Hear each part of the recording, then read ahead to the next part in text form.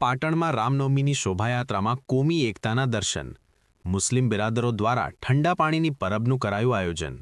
ઐતિહાસિક નગરી પાટણમાં દર વર્ષની જેમ આ વર્ષે પણ મર્યાદા પુરુષોત્તમ ભગવાન શ્રી રામની 39મી ભવ્ય શોભાયાત્રાનું આયોજન કરવામાં આવ્યું હતું.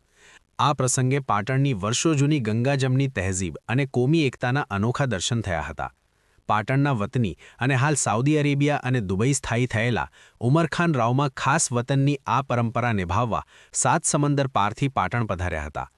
છેલ્લા ઘણા વર્ષોથી સાઉદી અરેબિયામાં રહેતા ઉમરખાન રાવમાં અને ફિટનેસ કોર્નર જીમ દ્વારા દર વર્ષની જેમ આ વર્ષે પણ શોભાયાત્રાના રૂટ પર નીલમ સિનેમા પાસે ભક્તો માટે ઠંડા પાણીની બોટલો અને પરબનું સુંદર આયોજન કરવામાં આવ્યું હતું. આ પ્રસંગે ઉમરખાન રાવમાએ જણાવ્યું હતું કે અમે છેલ્લા 14-15 વર્ષથી આ સેવા કાર્ય કરીએ છીએ.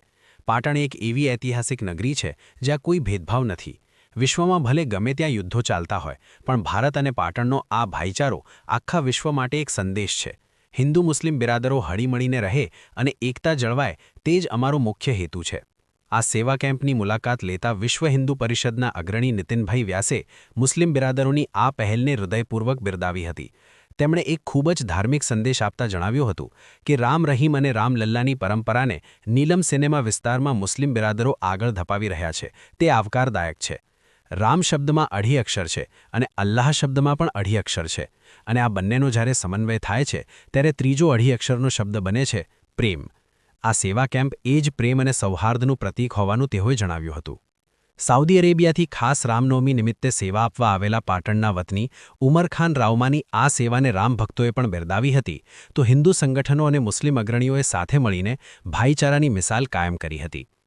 પાટણની આ શોભાયાત્રામાં જોડાયેલા શ્રદ્ધાળુઓએ મુસ્લિમ સમાજ દ્વારા કરવામાં આવેલી આ ઉમદા કામગીરીને વધાવી લીધી હતી અને સમગ્ર શહેરમાં આ ઘટના કોમી એકતાના પ્રતીકરૂપ બની રહી હતી.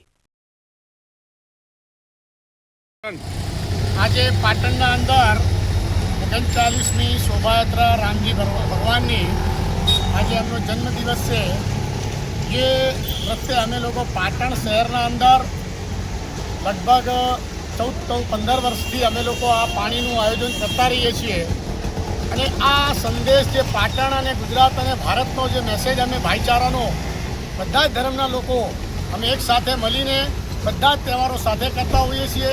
પાટણ એક એવી ઐતિહાસિક નગરી છે કે કોઈ ભેદભાવ હોતો નથી. અને ખાસ કરીને શોભાયાત્રા નીકળેલી છે અને શોભાયાત્રામાં અમારા ટ્રસ્ટીઓ બધા રામજી ભગવાનના જેટલા બી ટ્રસ્ટીઓ છે એ લોકોને બી હું એમનો ખૂબ ખૂબ આભાર માનું છું કે અમારા આ જે પરબના નિમિત્તે બધા અમારા સાથે હાજર રહ્યા. અને અમે બધા ધર્મના સાથે એકબીજાને સાથે હળીમળીને રહીએ છીએ. અને ખાસ કરીને હું સાઉદી અને દુબઈના અંદર હાલમાં જે કંઈ યુદ્ધ ચાલી રહ્યા છે એમાં બી અમે ભારત અને ભારતના વાસીઓ માટે એક વતનની લાગણીશીલ અમે ને ખાસ કરીને હંમેશા જ્યારે બી દેશની વાત આવે ત્યારે એકતા અને અખંડતા સાથે અમે બધા સાથે રહીએ છીએ.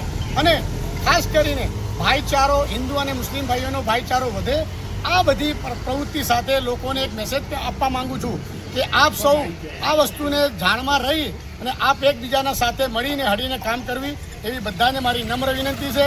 જય હિન્દ, જય હિન્દ. આજે આ કાર્યક્રમ પાટણના અંદર ખાસ કરીને એક જે મેસેજ અમે આપવા માંગીએ છીએ કે આ મેસેજ એક ગુજરાત અને ભારતના અંદર જશે ને હંમેશા અમારો ભાઈચારો બન્યો રહે. કે ભગવાન રામની જે શોભાયાત્રાના અંદર બધા અમે લોકો એકબીજાને સાથે મળીને અમે કામ કરીએ છીએ. જય હિન્દ, જય ભારત.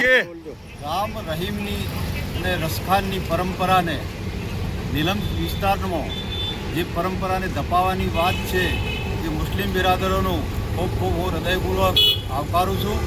વિશેષમાં રામ શબ્દ 2 અક્ષર, અલ્લાહ 2 અક્ષરનો શબ્દ, બેનો સમન્વય કરો એટલે પ્રેમ. આ પ્રેમ અને સૌહાર્દનો એક આ સેવા કેમ્પ છે. ખૂબ ખૂબ આભાર.